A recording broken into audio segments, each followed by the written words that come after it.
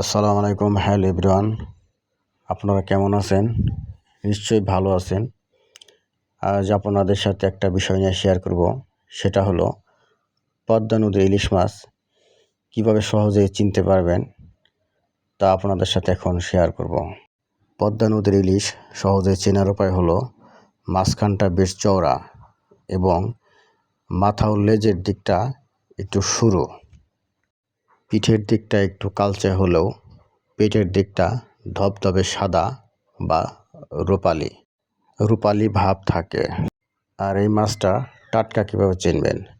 মাথার দিকে কানের নিচে ফুলকাটা একদম টকটকে লাল থাকবে, তাহলে বুঝতে পারবেন এই মাছটি টাটকা।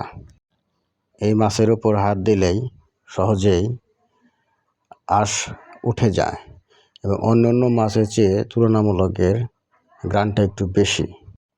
এই লক্ষণগুলো থাকলেই বুঝতে পারবেন এটি পদ্মা নদীর ফ্রেশ ইলিশ মাছ। ভিডিওটি শেষ পর্যন্ত দেখার জন্য অসংখ্য ধন্যবাদ।